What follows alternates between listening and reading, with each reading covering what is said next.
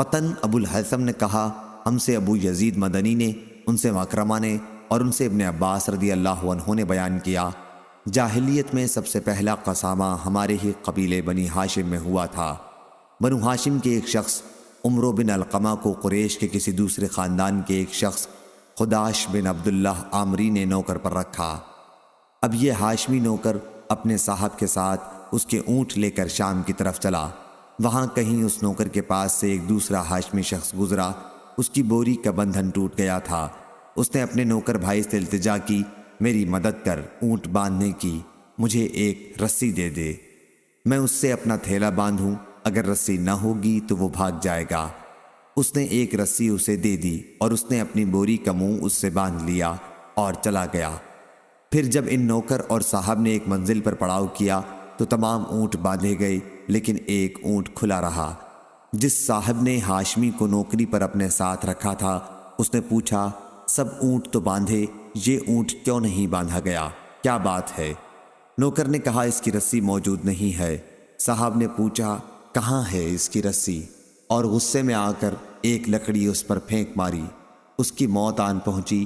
اس کے مرنے سے پہلے وہاں سے ایک یمنی شخص گزر رہا تھا۔ ہاشمی نوکر نے پوچھا، کیا حج کے لیے ہر سال تم مکہ جاتے ہو؟ اس نے کہا، ابھی تو ارادہ نہیں ہے، لیکن میں کبھی جاتا رہتا ہوں۔ اس نوکر نے کہا، جب بھی تم مکہ پہنچو کیا میرا ایک پیغام پہنچا دو گے؟ اس نے کہا، ہاں پہنچا دوں گا۔ اس نوکر نے کہا کہ جب بھی تم حج کے لیے جاؤ تو پکارنا، اے قریش کے لوگو، جب وہ تمہارے پاس جمع ہو جائیں تو پکارنا، اے بنی ہاشم، جب وہ تمہارے پاس آ جائیں تو ان سے ابو طالب کا پوچھنا اور انہیں بتلانا کہ فلاں شخص نے مجھے ایک رسی کے لیے قتل کر دیا۔ اس وصیت کے بعد وہ نوکر مر گیا۔ پھر جب اس کا صاحب مکہ آیا تو ابو طالب کے یہاں بھی گیا۔ جناب ابو طالب نے دریافت کیا، ہمارے قبیلے کے جس شخص کو تم اپنے ساتھ نوکری کے لیے لے گئے تھے اس کا کیا ہوا؟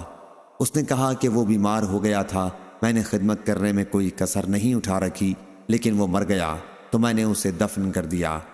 ابو طالب نے کہا کہ اس کے لیے تمہاری طرف سے یہی ہونا چاہیے تھا۔ ایک مدت کے بعد وہی یمنی شخص جسے ہاشمی نوکر نے پیغام پہنچانے کی وصیت کی تھی، موسم حج میں آیا اور آواز دی، اے قریش کے لوگوں، لوگوں نے بتایا کہ یہاں قریش ہیں۔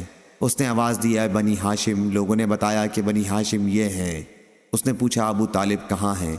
لوگوں نے بتایا تو اس نے کہا کہ فلاں شخص نے مجھے ایک پیغام پہنچانے کے لیے کہا تھا کہ فلاں شخص نے اسے ایک رسی کی وجہ سے قتل کر دیا ہے۔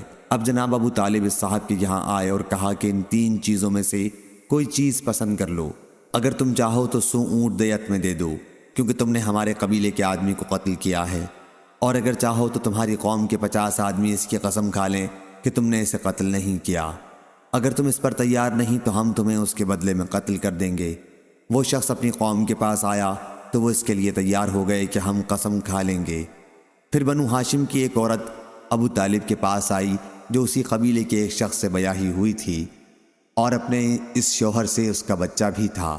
اس نے کہا، اے ابو طالب، آپ مہربانی کریں اور میرے اس لڑکے کو ان 50 آدمیوں میں معاف کر دیں، اور جہاں قسمیں لی جاتی ہیں یعنی رکن اور مقام ابراہیم کے درمیان، اس سے وہاں قسم نہ لیں۔ حضرت ابو طالب نے اسے معاف کر دیا۔ اس کے بعد ان میں کا ایک اور شخص آیا اور کہا، اے ابو طالب، آپ نے 100 اونٹوں کی جگہ 50 آدمیوں سے قسم طلب کی ہے، اس طرح ہر شخص پر 2 اونٹ پڑتے ہیں، یہ اونٹ میری طرف سے آپ قبول کر لیں اور مجھے اس مقام پر قسم کے لیے مجبور نہ کریں جہاں قسم لی جاتی ہے۔ حضرت ابو طالب نے اسے بھی منظور کر لیا۔ اس کے بعد بقیہ 48 جو آدمی آئے اور انہوں نے قسم کھا لی۔